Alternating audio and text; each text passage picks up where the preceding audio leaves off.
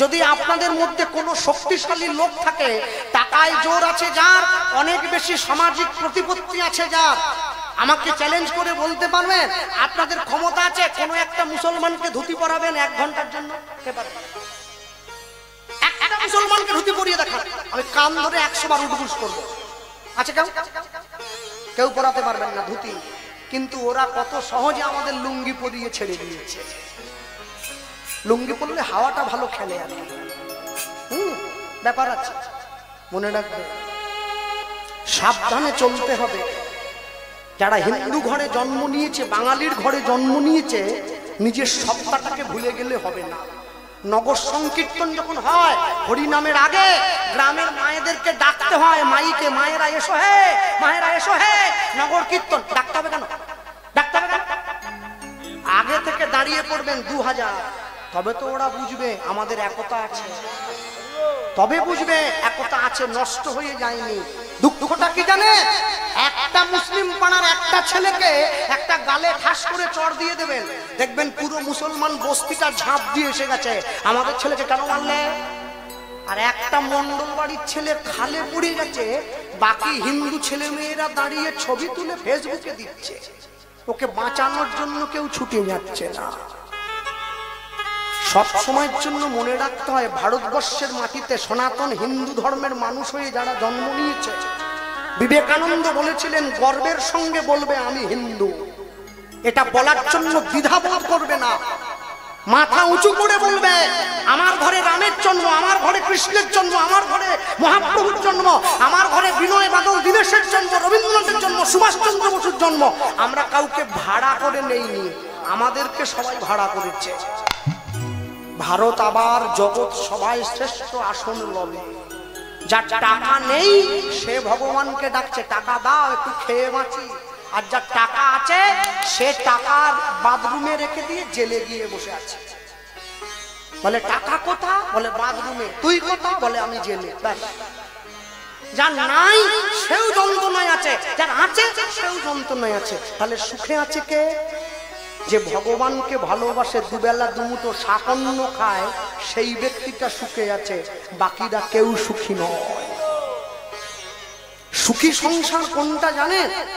যেই সংসারের বাবা মায়েরা রাত্রেবেলা ঘুমোতে যাওয়ার আগে বিছানায় বসে ভগবানের নাম নিয়ে দুঃখটা চোখের জল ফেলতে পারে সংসারের মাটিতে, সেইটা সুখের সংসার।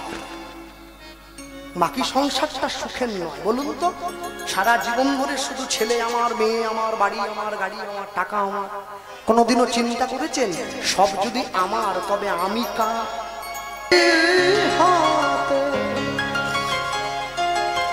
বলো কে না চায়? ওগো রাধা সুখী হয়েছিল পেয়ে শ্যামরায়, আমিও রাধার মতো ভালোই বেসে যাব। হয় কিছু পাবো নয় সবই হারাবো, এই চেয়ে থাকা আর প্রাণে সহে না। সবাই তো সুখী হতে চায়, কেউ সুখী হয় কেউ হয় না। জানি না বলে যা লোকে সত্যি কি না, ওগো কপালে সবার নাকি সুখ সয় না। সবাই তো সুখী হতে চায়। জানেন তো, ভগবানকে ভালোবেসে আজ আমি বড় খুশি। কেন? আমার পয়সা কড়ি না থাকতে পারে, আমি গরিব হতে পারি। আজ আমার গাড়ি আছে, আমি গাড়িতে করে সব জায়গায় যাই। কিন্তু জীবনের যখন প্রথম দিকে কীর্তন করতাম 2000 টাকা 3000 টাকা, তখন তো গাড়ি ছিল না, ট্রেনে বাসে করে যেতাম। এই যে দেখছেন মালা তিলক, এটা আজকে অনেক আগে। আমি যখন ট্রেনে হয়ে যেতাম এই মালা তিলকটা পরে বসে থাকতাম, আমার ডান দিকে ইনি, আমার বাঁ দিকে ইনি। ট্রেনে তো বহু লোক,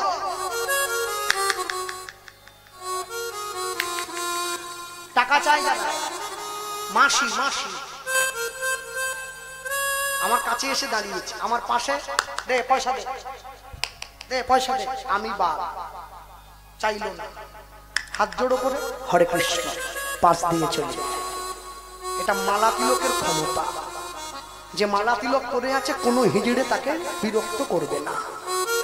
যে মালা তিলক করে আছে রাস্তা দিয়ে অন্ধকারে হেঁটে আসলে চোর গুন্ডায় আপনার বুকে ছুরিটা বসিয়ে দেবে না।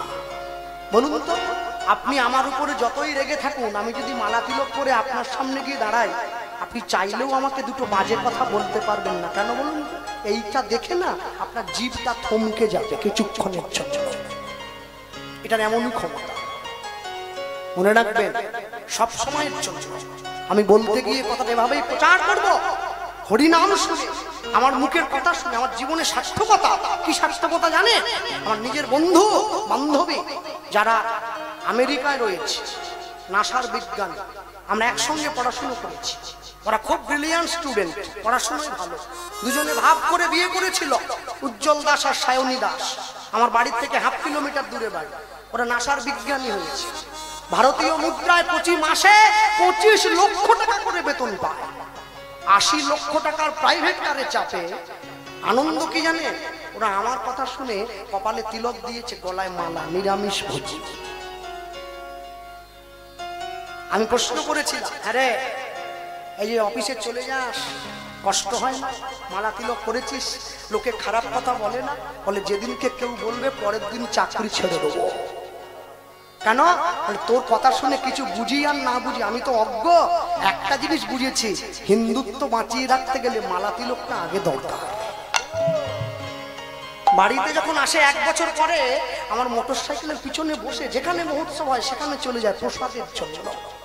যার চারদিকে সবসময় 10টা কাজের লোক, সে চলে যাচ্ছে মহোৎসবের প্রসাদ পেতে মানুষের ভিড়ে। আর কবে বুঝবেন আপনারা হিন্দু জাতির সনাতন ধর্মের গুরুত্ব? এখনো সময় আছে। আমি যখন রাস্তা দিয়ে চলে যাই, কোনো মুসলমান বাড়ির ছেলে আমাকে দেখে টোন কাটে না, হিন্দু বাড়ির ছেলে আমাকে টোন কাটে। হরি বল, এই যে কাকা, আমি নাকি কাকা বলে মনে হচ্ছে। হ্যাঁ, এরা যে মাটিতে খেলো সেই মাটিতে পায়খানা করে ভর্তি করে দিল। এরা জানলো না নিজের বাবাকে অপমান করা মানে নিজের দাদুকে অপমান করা। মনে রাখবে সবসময় জন্য পৃথিবীর মাটিতে যত জাতি এসেছে সবাই হিন্দুকে নকল করে, হিন্দু কাউকে নকল করে না। সনাতন ধর্মের মানুষ কাউকে নকল করে না। মুসলমানদের ধর্মগুরু হযরত মুহাম্মদ সে মুসলিম ভাইদেরকে বলেছিল, আমি আল্লাহ নয়, আল্লাহর দূত। খ্রিস্টানদের ভগবান যীশু খ্রিস্ট সে তার খ্রিস্টান ভাইদেরকে বলেছিল, আমি ঈশ্বর নই, ঈশ্বরের সন্তান। কুরুক্ষেত্রের মাঠে দাঁড়িয়ে ভগবান শ্রীকৃষ্ণ অর্জুনকে বলেছিল, আমি স্বয়ং ভগবান। কোর্টে গিয়ে লাল কাপড়ে মোড়া বইটায় হাত দিয়ে বলতে হয়, যাহা বলিব সত্য বলিব, সত্য ছাড়া মিথ্যা বলিব না। ওই বইটা কোরআন নয়, ওই বইটা বাইবেল নয়, ওটা শ্রীমদ ভগবত গীতা। কেন? আমি না হলে ক্লাস 4 পর্যন্ত পড়াশোনা করেছি। এরা কোর্টে গীতা রেখেছে, ওরা কি আমার মতো 4 ফেল নাকি? ওরা আমার মতো 4 ফেল নয়। The well educated person, the great human being. তারা কোর্টে গীতা রাখলো কেন? তারা জানে গীতায় কোনো মিথ্যা নাই, মানুষের জীবনে জানার কোনো শেষ নাই। গীতায় হাত দিয়ে কেউ যদি মিথ্যে কথা বলে, ইহজগতের কোর্টে সে ছাড়া পেয়ে গেলেও ভগবানের কোর্টে তার জন্য বিচারটা তোলা হয়ে থাকবে, ঠিক সময়ে সে তার ফলটা পেয়ে যাবে। নিতাই গৌর প্রেমানন্দে হরি হরি বল।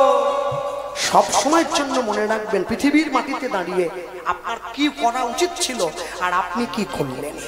নিতাই চাঁদের হাতটা ধরে, ওই যে প্রভু তোমার বিয়ের জন্য মেয়ে পেয়ে গেছি। কোথায়? অম্বিকা কালনা, বর্ধমানে। আমার নিজের বন্ধু আছে গৌরীদাস পণ্ডিত, আর গৌরীদাস পণ্ডিতের বড় ভাইয়ের নাম সূর্যদাস পণ্ডিত। এই সূর্যদাস পণ্ডিতের 2টো মেয়ে, বসুধা আর জাহ্নবা। এই 2টো মেয়ের থেকে বড় মেয়েটার সঙ্গে যদি তোমার বিয়ে দেই না, আহা, ওরা ব্রাহ্মণ, বৈষ্ণব, নিরামিষ, তোমার সঙ্গে মানাবে খুব ভালো, জানো তো? হ্যাঁ, বেশ। হ্যাঁ, ফর্সা মেয়ের কালো বর মনে হচ্ছে যেন চোর চোর। যে মেয়ের যেরকম বর দরকার খুঁজে নিয়েছে। পরের দিন সকালবেলা নিতাই চাঁদকে সুন্দর করে সাজিয়ে গুজিয়ে উদ্দারণ দত্ত নিয়ে যাচ্ছে মেয়ে দেখাতে। আগেই কিছু বলো না, চলে যাচ্ছে। আর যখন ওই নিতাই চাঁদকে নিয়ে যায় সুন্দর করে সাজিয়ে গুজিয়ে মেয়ে দেখার জন্য, হাসি মাখা বদনে, ছলো ছলো নয়নে, আনন্দ কাননে মন ভ্রময়নি মা। হরি বল মন রে আমার, হরি বল তাই মূর হরি মন রে আমার, বল হরি বল মন রে আমার।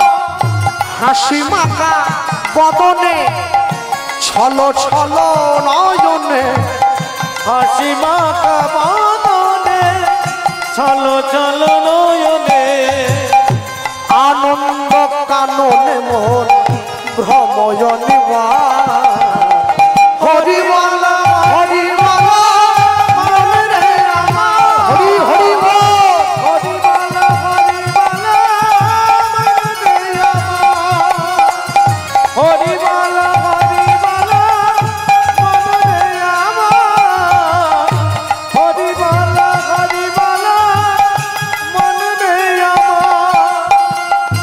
কেউ তো কারো নয় এ কথাটা সত্য, তুমি ভেবেও দেখো মন সবই যে অনিত্য।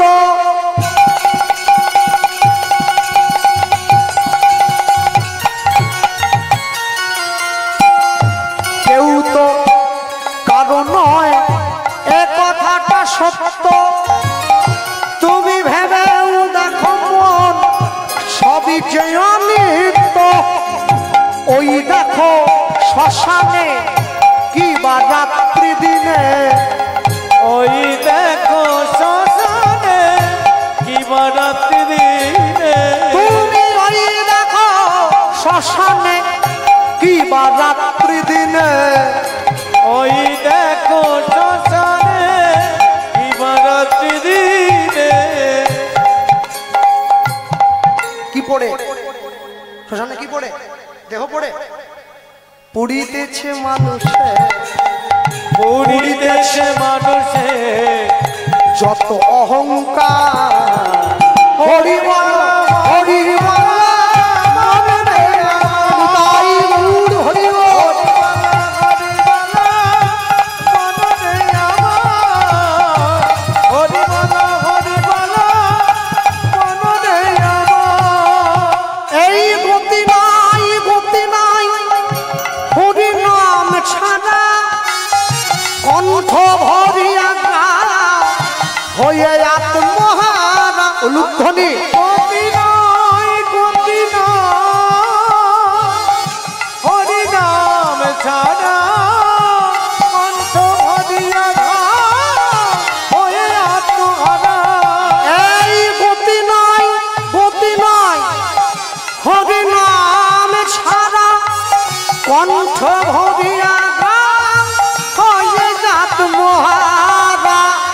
গতি নাই হরি নাম ছাড়া, কণ্ঠ ভরিয়া হয়ে আত্মহারা। ওই দেখো তোমার বন্ধু তরিতে এই ভব সিন্ধু। বলি ওই দেখো তোমার বন্ধু করিতেছে ভাবছে। তুমি ওই দেখো তোমার বন্ধু তরিতে এই ভব সিন্ধু। ওই দেখো তোমার বন্ধু করিতেছে ভাবছে। মায়েদের জীবনে সর্বনাশটা কবে নেমে এলো জানেন? মেয়েদের জীবনে সর্বনাশটা নেমে এলো সেদিন থেকে যেদিন থেকে মেয়েরা নিজের স্বামীকে বন্ধু বলে মনে করে। বিমল কেন বড় ভাইকে ডাকছে, সব শেষ। স্বামীকে বন্ধু বলে ভাবছো? ওই দেখো তোমার বন্ধু তরিতে এই ভব সিন্ধু। ওই দেখো তোমার বন্ধু করিতেছে ভাবছে। হাত ধরে তোমায় সে হাত ধরে তোমায় সে করে দেবে পার। হরি বল তাই গৌর হরি বল। হরি বল মন রে আমার, হরি বল মন রে আমার। নিতাই গৌর প্রেমানন্দ হরি বল। নিতাই গৌর প্রেমানন্দ হরি বল।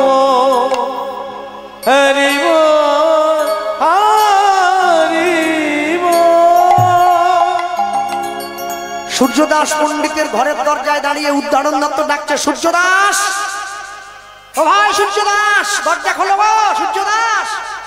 সূর্যদাস পণ্ডিত ভাবছে এই অবেলায় আমার নাম ধরে ডাকছে কে গো, এই কে ডাকছে গো? আমি তো তোমার বন্ধু উদ্ধারণ। ছুটে গিয়ে দরজা খুলে দিয়েছি। আপনার বিপদের দিনে যে আপনার পাশে এসে দাঁড়ায় তাকে বলে বন্ধু। আপনার বিপদের দিনে নিজের জীবন বাজি রেখে যে আপনার হাত ধরবে সে হচ্ছে আপনার বান্ধব। আপনার আত্মার সঙ্গে যখন তার আত্মার মিল হয়ে যাবে তখন সে আপনার পরমাত্মীয়। দরজা খুলে দিয়েছে, নিতাই চাঁদ দরজার বাইরে দাঁড়িয়ে আছে। আর যখন দরজার বাইরে দাঁড়িয়ে আছে হাত ধরে ঘরে নিয়ে গেছে, বন্ধুকে বল ভাই এতদিন পরে আমার কাছে এসেছিস কি জন্য? আমি একটুখানি বলবো আপনাদের যারা ভক্ত আছে সকলের অবগতির জন্য। এই সূর্যদাস পণ্ডিতের যে ছোট ভাই তার নাম গৌরীদাস পণ্ডিত। গৌরীদাস পণ্ডিতের বাড়ি হচ্ছে অম্বিকা কালনায়, বর্ধমানে। যদি আপনারা কোনোদিন যান দর্শন করবেন। এই গৌরীদাস পণ্ডিত বৈষ্ণব জগতে খুব পরিচিত একজন মানুষ। কেন জানেন?